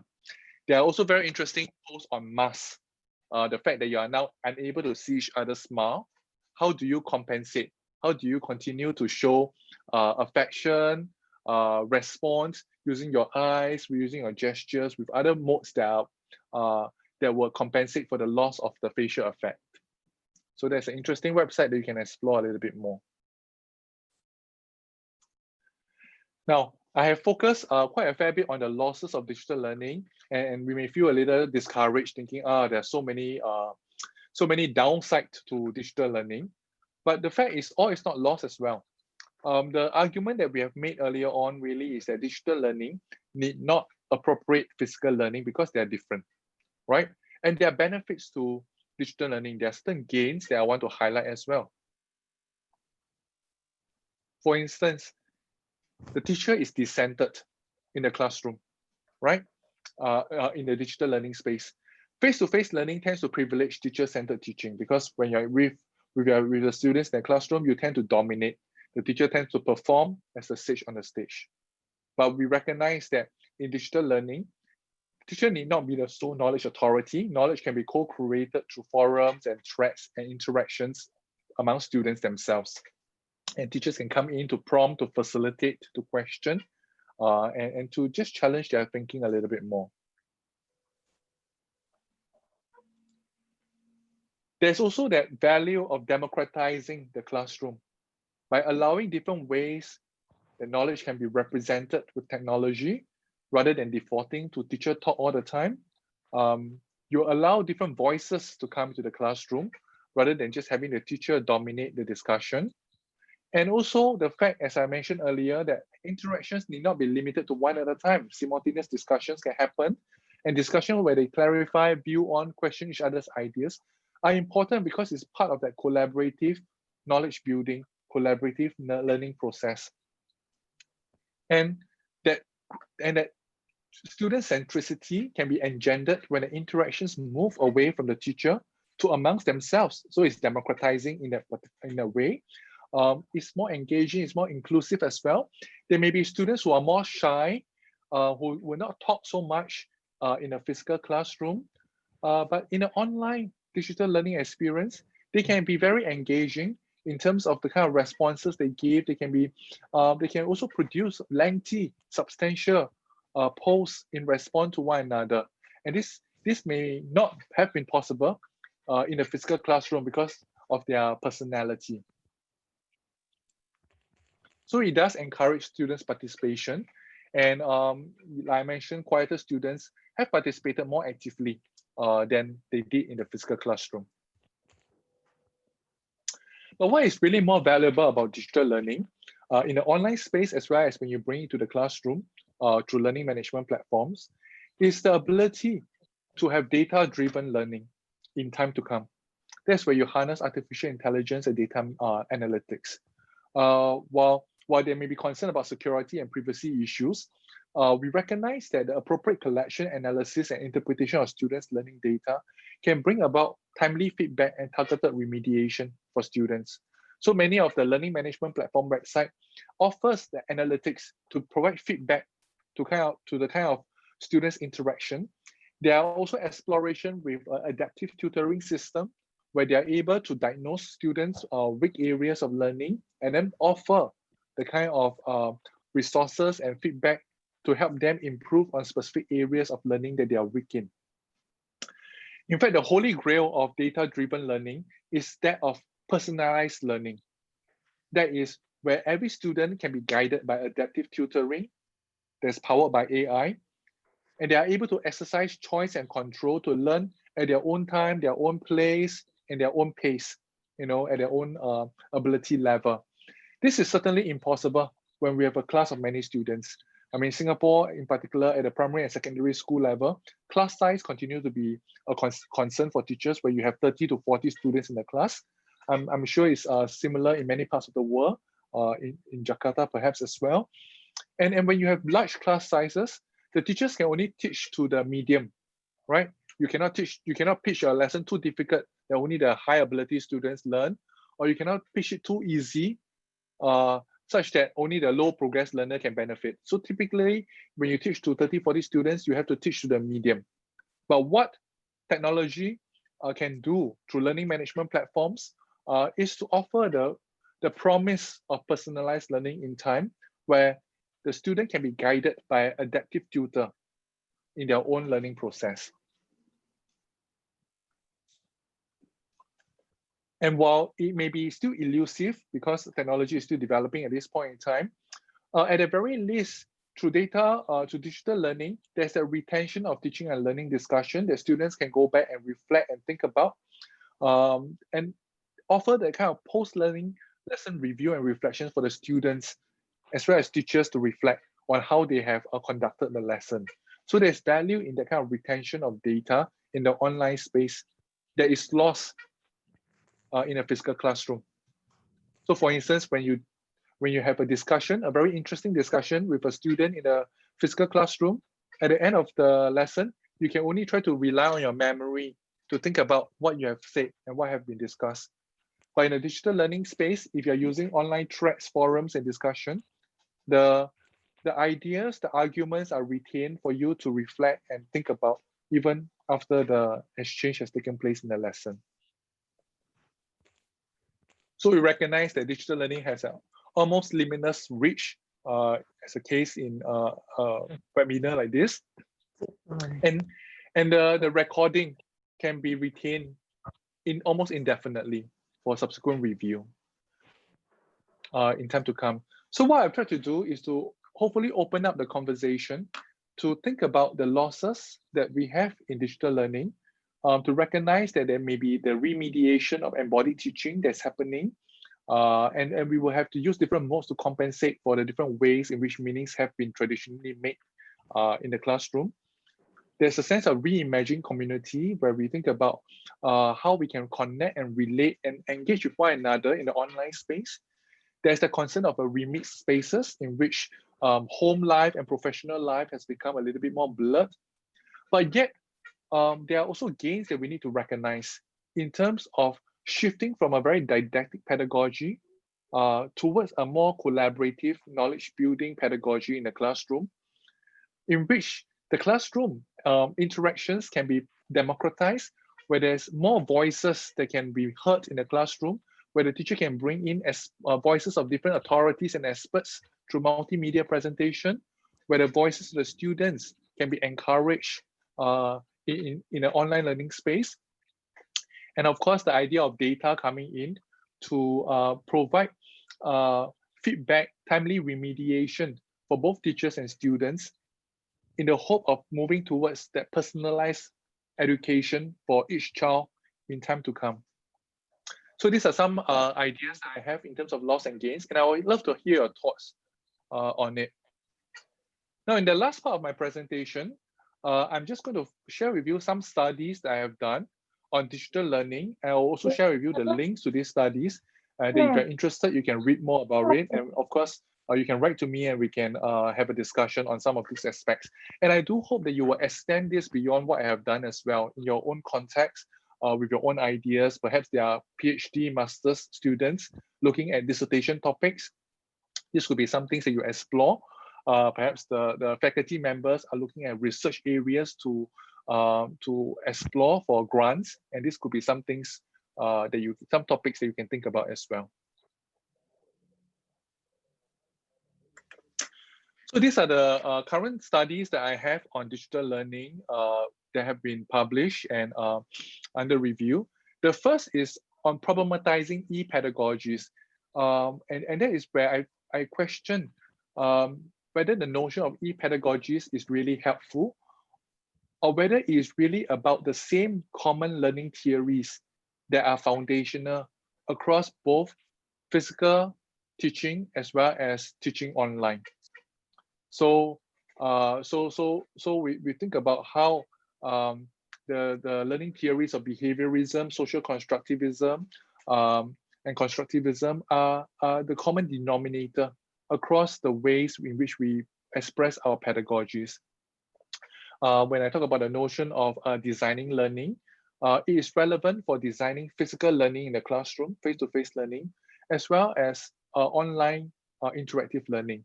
So what is the additional aspect of e-pedagogies? Well, really is the notion of technologies and how recognizing technologies as semiotic technologies, able to shape the way we represent knowledge, able to shape the way we interact with one another, can be productive. So that is the first publication. The second piece of work is where we think about the different technological apps that we have for teaching and learning, and how it has been productive for different types of language learning in the classroom. So we did a systematic review looking at studies related to that. The other three publications are what I've presented today in terms of some of the considerations in designing digital learning, as well as the losses and gains that you can read on. I've included a tinyurl.com where there's a link to my other papers as well. If you're interested, you can find out more. Another aspect related to digital learning, but focusing more on digital play, is something that I've been thinking about a little bit more and doing some work in this area. So one paper that I have under review is the idea of what makes a good educational app for young children learning. How do we guide caregivers in the identification of useful apps that they can use? Another area of work that I did is to think about children and child, parents and child co-playing together in maybe online games, and how can it be useful for a child to develop certain types of learning as the child becomes an expert guiding the parents along, or where the parents role model some behavior to help the child to learn. So my focus here really is to think about how technology can be harnessed for teaching and learning through play for students, and how can we guide the teachers, the parents, or the caregivers in the process. So there are two other papers in which we talk about how video games can be used in the classroom as well. So if you're interested, you can find out a little bit more. And of course, the idea of having students create digital artifacts in the classroom as part of multi-literacies is something that is becoming a lot more popular today. This is because we know that our young people are very much into making YouTube videos, uploading their videos online, and the kind of use of social media out of school is very prevalent. And as a result, we want to think about how we can bring some of these practices into the classroom, and how can we guide our students along in the creation of digital multimodal compositions. So there are two pieces of work that have been recently published on this, and if you're interested to think about how you can guide your students in this area, you can find out a little bit more on that. And the other aspect is the idea of digital reading. When you read in print and when you read on screen, is there a difference? Are there different skills and knowledge that's needed in the process? Are there certain literacies that you need to have on screen reading? What about the notion of hyperlinks and pathways, and how does it shape the kind of reading experiences that you have? If you were to change your exams today from pen and paper to screen online using a mouse and keyboard, can you do it immediately? Or are there some structures, support, and guidance that you need to give to your teachers and students to prepare them for that change in medium? I also think about digital writing, the use of automated marking tools, and this was published in Computers and Compositions, on how automated marking tool can be used meaningfully and appropriately in a classroom context. Now, in the interest of time, I will not go into this, but I'm making these resources available to you that you can read if you are interested to find out a little bit more. So this was a project that I have in how we can use educational apps meaningfully to help students learn better, young children learn better. And what we have really is a website that we have developed from this project, where we develop a set of learning experiences with specific apps that you can use with your young children. If you're interested in language learning, the learning of values, the learning of social emotional well-being. So these learning experiences are designed according to Bucop's and Mary Calantis Learning by Design framework. And it gives ideas for caregivers on how they can use apps for learning with young children more meaningfully. So to support this, we have also designed the kind of cards for students, for caregivers to use with their children. Okay, so these cards provides that kind of conversational prompts for caregivers as they use the apps with the young children. So for instance, if they want to use the app Goldilocks and the Three Bears, they can download the apps and then they can have some questions to guide their discussion as they use the apps. The learning of values, for instance, positive well-being. So these are some of the outcomes of the project that we are doing to support parents and educators with young children to harness technology, to harness digital play meaningfully for their students and for their children. So rather than to leave their children to play with the apps themselves, how can you design a learning experience and guide them through questions, through prompts for discussions? Another project that I'm involved in, very quickly I will share, is the idea of multimodal analytics. We talk about how big data can be collected to inform the teachers and students in terms of their remediation and give feedback. So what this project that I have at the moment is multimodal analytics in the Reread project. It's a platform that allows for collaborative reading among students. So they read a text that the teacher gives to them. They're able to annotate on the text. They're able to respond to one another.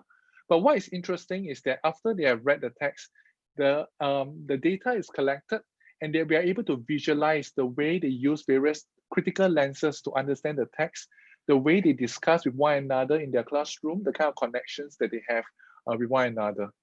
So, so this is a Reread project that harnesses data analytics on a learning management platform, a learning platform, to guide students to become critical readers. So these are some examples in which we visualize the kind of students' actions on the Reread platform. And this is useful feedback for students themselves, but also for the teachers to guide the students to recognize what is the area in which they are weak in and they're strong in. And this is the way they relate to one another in the classroom. And so when they respond to someone a lot more than others, the arrows or the line becomes stronger. And you are able to see the kind of connections that you have. And this is useful if you're thinking about democratizing the classroom, you want to move the interactions away from the teacher to amongst the students themselves. How can we support it? So I hope through this session, I share with you some ideas on digital learning, some thoughts that I have, as well as some studies related to this. I mentioned about the book that I have published recently. If you're interested, you can find out more about the book on how you can design learning with embodied teaching. These are the chapters that's available in the book. And I look forward to the questions and that you have, some of the thoughts that you have from my sharing. And if you're interested in the resources, I've left the link here. You can read, you can have access to my papers, and we can continue our discussion and interactions after even today's session. My email is there as well. So thank you very much. Thank you very much for the insightful and thought-provoking presentation, Dr. Lim. And we've got lots of questions now. I'm going to, would you like to answer the question one by one, or would you like to take 3 questions at a time? Which one do you prefer, Dr. Lim? I can go with your preference, but maybe we can bunch the related questions together. Or yeah. Okay, take 3 questions at a time. Yeah, I think maybe easier. 3 questions at a time? Yes. Okay. Okay, the first one is from Teta from UNJ. We know that during this pandemic, we must practice social distancing. Hence, digital class is happening nowadays. My question is, as a teacher and parents, how can we develop children's soft skill? For example, how to socialize with each other or to do some teamwork, since soft skills are so important as well as for child development. Thank you in advance. That's the first one. And then we have Amalina from JSS Brunei. I have been using Schoology and Google Classroom. Somehow, I had been experiencing a lack of response from the students. How to encourage students, especially secondary school level students, to give responses or even increase their participation in online classes. Thank you. And then the next one is from Fuad Abdullah, Universitas Siliwangi. It was a tremendous presentation. I'd like to pose a question related to students' engagement during digital learning activities. How can we maintain students' cognitive, behavioral, and emotional engagements while online or digital learning activities? Some of them tend to engage in one aspect of engagement and ignore others. Thank you, Dr. Lim. Yeah, probably these 3 questions are quite related, although not exactly the same. Yes, Dr. Thank you. Would you like to take Thank you very this much. Yeah. first? Yeah. Yes. Are you able to hear me? Yes, Are you able to hear me? Good. Very good. Okay. Thanks for the great questions. I think these are very thoughtful questions that you have. I'll take the first one in relations to the idea of the kind of soft skills. And this was a topic that it was a phrase that I mentioned earlier on in the presentation, but I did not really expand. And it's the idea of digital literacies, really. When you think about soft skills and when you think about the kind of skills that we need for the 21st century, many of them talks about ideas of critical thinking, ideas of communication, and collaboration with one another. So what this means really is that these are the skills that can happen in the face-to-face context, right? I mean, you can exercise critical thinking, collaboration, and communication in the face-to-face context. And I believe, of course, the face-to-face context is the best way to learn these skills. If you're talking about the expression of these skills, these soft skills in a face-to-face context. But one thing you have to recognize is that our young people are spending a lot more time online as well, right? They are spending a lot of time on their platforms, on their devices, on the internet, on social media.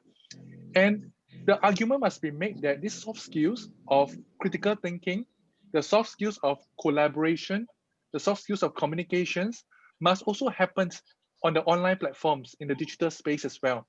And just like in the face-to-face classroom, if you're thinking about the soft skills for digital literacies, they are best learned as students participate in the online spaces. So I would say that it's important for the teacher to set the routine and structure to get students to participate meaningfully in the digital learning spaces.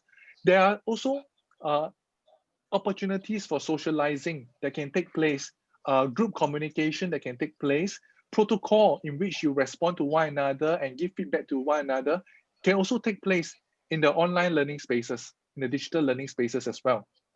So for instance, in the reread project that we have done, we want to guide students in critical thinking of text. And so what we do is there's a set of structures and scaffolds, we call them critical lenses, that will help the students as they respond to one another. So they have to think about whether their response is a message or is an assumption, it's an interpretation, it's a challenge, and then they have to then respond accordingly to the category. So we are trying to structure and guide students in their online responses to one another. You can also guide them in the way they communicate with one another online and collaborate with one another on online tasks as well. So there are different protocols that you can put in place to do that. So my first point really is that online, in the digital learning spaces, you can develop soft skills, and these are important because these are soft skills that would help them as they participate in these digital spaces out of school, on social media with one another. So that's an important point. The second question is related to the discussion of online classes. Now, there is this learning approach called constructivism. Constructivism. No, sorry. This learning approach called Connectivism by George Siemens. And Connectivism is premised on how people are learning from one another in an informal learning, online learning environment. So for instance, you may learn how to play a guitar on YouTube using YouTube videos, or you may be part of a discussion forum or group where you can participate and develop your ideas on a particular topic. You may have questions and people may respond to you in an online informal learning group. So we recognize that very productive learning can take place through connectivism in the informal learning space. But what about in the formal digital learning space that we have in our classroom? So when we design an asynchronous learning where students have to participate in a discussion or thread, how can they learn? How can they engage? Well, because they are students and because they may not be naturally motivated by the topic of interest, you have again to set expectations and routines. So in my class, what I do is, because I know that the number of responses and the quantity of responses they give to one another will help them learn better. So I will set an expectation for my postgraduate students to say that you must at least post 2 or 3 responses to the question, and then you must also respond to 2 or 3 other posts made by your other students. So through that, you are structuring the kind of interactions that you expect, that with a minimum amount of responses and posts that they have to make. For primary school students, in my reread project, we even go as far as to hard code the length of responses they need to give. So in the response that they type in on the reread platform, they have to at least put in 100 characters. So this encourages them not to just give 1 or 2 word answer, but to give lengthy responses to each other. So what I'm saying is that connectivism shows how people, when motivated in an online learning environment, in an informal online learning environment, can learn from one another. When we think about the formal online learning environment, we need to put in structures and expectations to get them to interact and engage with one another. So that's, I think, my response to the second question. And I think this is similar to the third question, which is in relations to the cognitive, behavioral, and emotional interactions that the students have. The cognitive is easy to manage because that is where we talk about the kind of learning that we design for, right? In the cognitive space.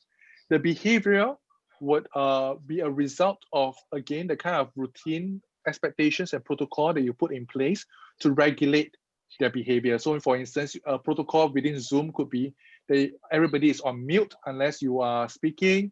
You have to raise your hand if you have a question. So that can regulate the kind of behavioral responses that you want from students. In terms of emotional, it's a little bit more complex, but I would go back to my response to the first question in terms of the kind of soft skills that the students need to demonstrate in communications, in collaboration with one another, and how you can optimize the digital learning space to get them to practice the kind of soft skills that they need to have for the 21st century learning. I hope that helped to answer your question. Yes, I believe so, Dr. Lim. Thank you for the answers. And then we also have this question from Elsa Widya Hapsari from Universitas Kutai Kertanegara. Related to consideration number 3, decide if asynchronous or synchronous learning works better for learning goals. My question is, how do we know which one will work effectively? Is it based on the teacher's perspective solely, or should we involve students to decide?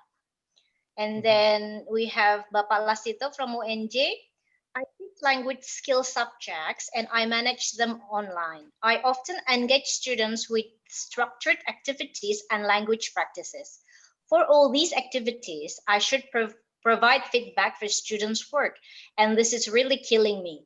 Despite the importance of feedback to enhance the sense of teaching presence and facilitate students' cognitive presence, how would you advise me in regards to giving feedback to students' work?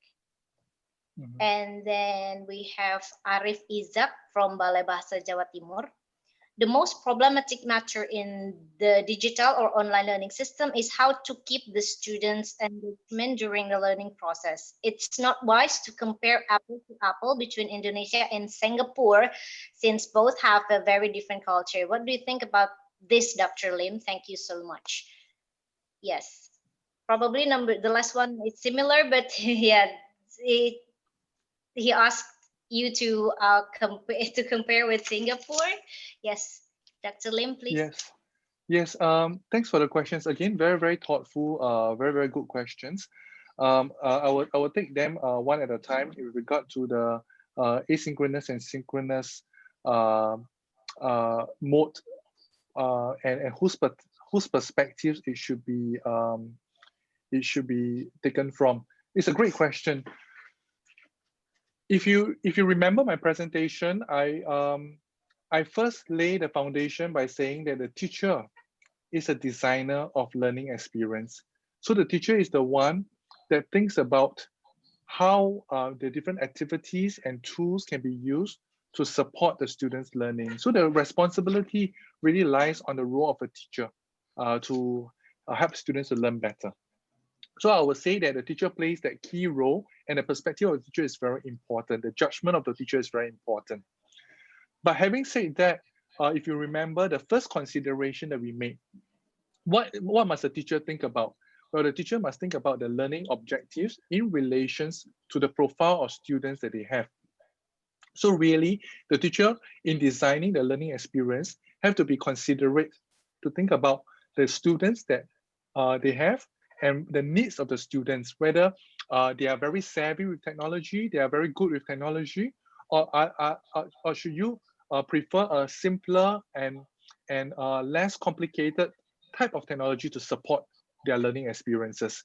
So I would say the short answer to this question really is that the teacher is responsible in terms of making a choice between the two modes, but at the same time, the teacher should think about the profile and the needs of the students in relations to the learning goals. Now, as to whether asynchronous or synchronous modes work better, it really depends on what you want to achieve. If you have big questions that require students and you want students to have a little bit more time to reflect and think about your question, and you want them to produce a more substantial, more well-formulated argument, then I would say that use the asynchronous learning mode because it will give them the time and space to respond rather than to have it all compressed in the classroom time.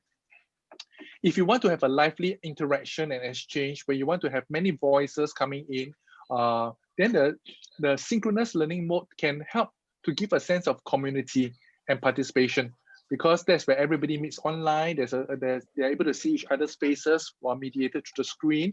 There's a sense of excitement as part of that learning that they participate in. So there are different considerations in that regard. The second question with regard to feedback, students' activity and feedback, right? How can we give good feedback? I think that is also a very thoughtful question. Now, there are two ways I can answer the question. The first is to think about assessment practices and feedback practices, because the purpose of assessment really is about feedback. So how can we democratize assessment a little bit more? So one of the things that I did with my class is that after they have, and this is not necessarily in the context of digital learning, but this is in the context of face-to-face classroom interactions that we have, right? So what I've done is that after they have submitted their assignment to me, I will look at it, I will give it feedback. But what I do in the next lesson is that I will pass the assignment written by the different students to other students. And the other students will look at the assignment and they will also provide their feedback on the assignment. So what it means is that one assignment that the student has received both feedback from me, but also feedback from the peers. And I think that's important because again, this is part of the notion of democratizing assessment. That it's not just the teacher's opinion counts, but there's also an opportunity for their peers to provide feedback on the assignment. And through that process, the peers also learned as they read an assignment written by somebody else in the class, and they also learn how to give meaningful feedback to their friend. So that is something that you can explore as a way to increase the range of feedback they give to your students. Another thing that you can explore really is the use of automated, in the digital learning space, is the use of digital writing and the use of automated marking tools to help in the feedback. So I mentioned just now in the project that we did under digital writing, we explored how automated marking tool can provide the first layer of language feedback for the students writing. And because because language feedback is mechanical in nature, the automated marking tool is able to address that for the students. This allows the teachers then to focus on style and content, so higher level feedback rather than just the language layer of feedback. So again, that can save teachers marking time. That can allow the teacher to focus on higher order feedback rather than to correct the students' language issues. So that's another aspect of feedback that you can explore. The third question is in terms of students' engagement, and I think it's a very important point that the participant has shared, that the context do matter. The students in Singapore and the students in Indonesia could be different. The kind of teaching and learning context could be different as well. But nonetheless, while context will matter, I find that the principles of engagement remains quite consistent, right? So what are some of the principles of engagement that we need to have in the classroom? Well, we will go back to some of the things that I've said earlier on in terms of the considerations that you make based on how knowledge can be represented, based on the kind of interactions that you want to have with your students, based on setting certain expectations. If you know that, for instance, your students is a little bit more restless, after 5 minutes of talking, they will lose their attention, then you will have to, you need to design your learning based on that, so that you won't give a 20-minute lecture. You have to break down your lecture into bite size to keep the engagement. So that's one way. The other way really is to think about how you can have breakout activities for them. So for instance, if you're designing an online learning experience for 3 hours, you don't have to have a Zoom conference for 3 hours. You can have the Zoom for maybe the first 45 minutes or 1 hour, and you can have other activities on discussion forums and threads, so that there's a variety of activities can get them to be interested and sustain their engagement. Okay, so I hope that helps to answer the questions that you have. Yes, that does. Thank you very much, Dr. Lim. And we actually still have some more questions, but we are limited by the time. So yeah, unfortunately, we are very sorry that we cannot answer all the questions because our time is up. And it has been very interesting and full of knowledge session from Dr. Lim. So in digital learning, we lose some, but we gain some. And by digital learning, we decenter the teacher and surprisingly also democratizing the classroom because some students are more comfortable in sharing their ideas through digital learning instead of in the classroom. And also data-driven learning, where we have everything stored. We have data for research, and this is very interesting. And don't worry, in digital learning, you can also accommodate the needs of building soft skills. So it depends on the design, right, Dr. Lim? So everything starts from the design. Whatever you want to achieve, whatever you want your students to achieve, it starts from the design. And then, yeah, you have to bear in mind while designing your learning, or whether it's digital or not digital. So yeah, thank you very much, Dr. Lim. Thank you. You're a good student, so you summarized very well. Well done. Thank you very much, Dr. Lim. So yeah, I return to Dita and Ines. Thank you very much. Iya, baik, terima kasih kepada Ibu Moderator, Ibu Diantari Master of Applied Linguistics. Terima kasih juga kepada narasumber Bapak Dr. Victor Lim atas penyampaian materinya yang sangat luar biasa, yang sangat bermanfaat pastinya. Alright, such a great material. Thank you for the moderator Diantari, Master of Applied Linguistics. Thank you very much, Dr. Victor Lim, for presenting the incredible material of digital learning today. Kami juga ucapkan terima kasih kepada Bapak Ibu peserta yang masih tergabung, serta jajaran pimpinan pasca sarjana dan para guru besar lainnya yang masih membersamai kami hingga acara selesai. We also say thank you to the participants who are still faithfully being here, as well as postgraduate school leaders and professors who are still with us until the end of this online seminar. Iya, untuk link presensi atau survei telah kami bagikan pada kolom chat Zoom. Silakan Bapak Ibu untuk mengisinya sesuai dengan abjad. Apabila Bapak Ibu memiliki gelar depan, Bapak Ibu dapat menyesuaikan abjad tersebut sesuai dengan gelar depan yang dimiliki pada saat mengisi form presensi atau survei. Mohon Bapak Ibu untuk tidak membagikan link tersebut kepada peserta di luar seminar. Bagi peserta yang sudah mendaftar dan mengikuti live via YouTube, kami juga sudah menyediakan link presensi khusus. Link tersebut hanya akan aktif selama 2 jam setelah dibagikan. Untuk materi akan kami bagikan melalui kanal Telegram dan WhatsApp Group. Untuk sertifikat, Bapak Ibu dapat langsung terima dalam waktu 1 kali 24 jam dengan mengunduhnya pada kolom sertifikat dari link presensi atau survei yang telah kami bagikan. Mohon diperhatikan saat mengunduh sertifikat, dipastikan sesuai dengan abjad yang Bapak Ibu isi pada form presensi atau survei. We have shared attendance links or survey on the chat Zoom and on live chat YouTube column.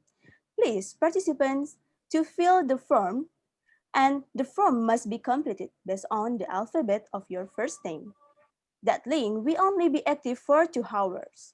After shared, we also have shared the materials in the material column on that link. For the e-certificate, can be also received by participants in 24 hours by downloading it on the certificate column from that link. Ya, memasuki acara terakhir, Bapak Ibu yang berbahagia, selanjutnya adalah ucapan penutup oleh Ketua Pelaksana dan Koordinator Program Studi Magister Linguistik Terapan Universitas Negeri Jakarta, Ibu Eva Lelianti PhD. Kepada Ibu Eva Lelianti PhD, kami silakan. For the closing remark of this online seminar, I would like to invite Eva Lelianti PhD as a head of committee and a head of Applied Linguistic Master Program Universitas Negeri Jakarta to deliver her speech. Please welcome Eva Lelianti PhD. Terima kasih banyak Mbak Dita, Mbak Ines. Assalamualaikum warahmatullahi wabarakatuh. Good afternoon. Greetings to all of you. Salam sehat Bapak Ibu semuanya. The Honorable Director of Postgraduate School, Professor Dr. Nadiro MPD. The Honorable Professor Dr. Ilza Mayuni MA, our former Director of Postgraduate School. Dr. Victor Lim, our invited speaker from National Institute of Education, Nanyang Technological University. The Honorable Vice Dean for Academic Affairs, Faculty of Languages and Art, Dr. Ivan Iskandar M.Ho. The Honorable Head of English Literature Study Program, Ibu Rahayu Purbasari M.Ho. The Honorable all professors, study program coordinators, all the teaching staff at the postgraduate school, our dear participants, ladies and gentlemen. On this occasion, along as the quality of this webinar, as well as the program, express appreciation to all the committee, the teaching staff, Professor Yumna, Dr. Sriharini, Dr. Safruddin, Dr. Miftahul Khaira Anwar, and especially the students who tirelessly organize and make our webinar series successful. This webinar were held in 5 consecutive series from June to October 2020. Our first webinar was held on June the 24th, 2020 in collaboration with the Indonesian Association of Applied Linguistics with the theme Current Trends in Applied Linguistics or Applied Linguistics State of the Art with Dr. Eri Kurniawan, the former president of Indonesian Association of Applied Linguistics, as the speaker. This webinar presented a hot discussion about the scope of applied linguistics is intertwined with other disciplines outside language, such as the law, education, media, communication, cultural studies, and so on. And the total number of the participants was 1,261. Our second webinar was held on July the 1st with the theme Language Pedagogy from Systemic Functional Linguistics Perspective. And the invited speaker was Professor Dr. Emi Emilia, MED from Universitas Pendidikan Indonesia. For this webinar, we collaborated with the Indonesian Systemic Functional Linguistics Association. Dr. Emi discussed how the study of language teaching was viewed from the perspective of SFL. This is how it relates with the concept of independent learning within the critical pedagogy and critical literacy. The total number of participants was 1,308. As for our third webinar, we discussed deeper into lexicography and corpus linguistic, how these two are closely related and intertwined well. This webinar was held on August the 5th with the invited speaker, PhD. He is the head of the Linguistic Department, Universitas Indonesia. Here we learn how to operate several software applications in studying corpus linguistic as well as lexicography. The total number of participants who attended our seminar was 987. Our fourth webinar invited an expert as well as translation studies practitioner from Indonesia who reside in Sydney, Australia, Dr. Rohaya Makali. We held this seminar on September the 2nd with the theme Current Research Issues in Translation Study. At this seminar, one discussion took place discussing how the translation studies have currently developed. That is how it is directed to cultural translation instead of the traditional or conventional translation studies research topic. The total number of participants who took part in our seminar was 510. Last but not least is our webinar, which is being held today. Thank you so much, Dr. Lim, for the detailed, insightful presentation and discussion. Hopefully the knowledge we have learned from you and shared in this webinar produces the expected result. We would also like to thank all the institutions inside and outside UNJ who have collaborated and supported this webinar series. Thank you so much, Professor Nadiro, MPD, Director of Postgraduate School, Bapak Ivan Iskandar M. the Vice Dean for Affairs, Faculty of Languages and Arts, Professor Dr. Ilza Mayuni, our former Director of Postgraduate School, Ibu Rahayu Purbasari, the head of English Literature Study Program, Ibu Diantari, MAPP Link as the moderator. Thank you so much for your endless support. Finally, thank you very much to all participants who have joined our webinar series 1 to 5. See you next time at the webinar, seminar workshop, which will be held later by our study program. Enjoy your lunch at home. Bapak Ibu, Assalamualaikum warahmatullahi wabarakatuh. Waalaikumsalam. Waalaikumsalam warahmatullahi wabarakatuh. Thank you for committee.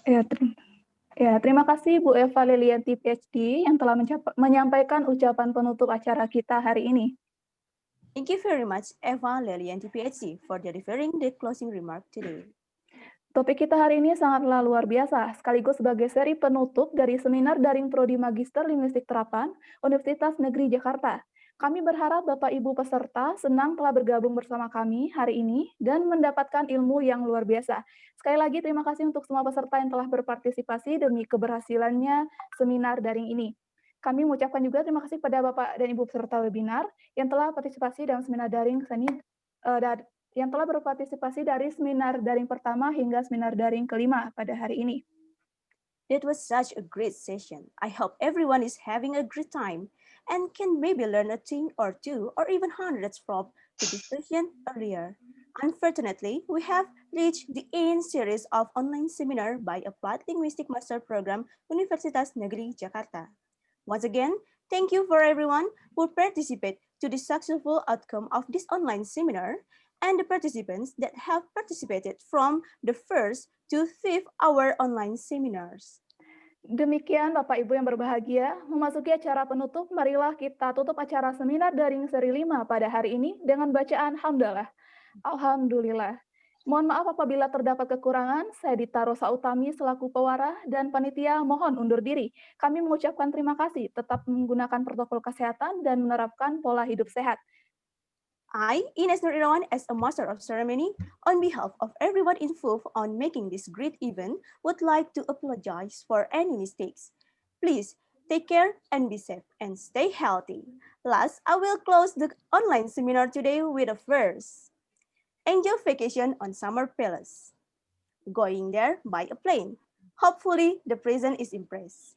See you again in good condition. Once again, thank you for the participants. Have a nice day.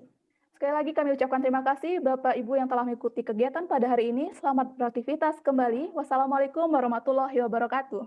Waalaikumsalam warahmatullahi wabarakatuh. Thank you so much Dr. Lim. Thank you so much Bapak Ibu semuanya. Alhamdulillah. Thank you very much. Thank you so much for all the committee. Thank you so much. Okay, see you on the next seminar. Yes, see Alhamdulillah. you. Yes. Thank you Bu Eva. And bye-bye.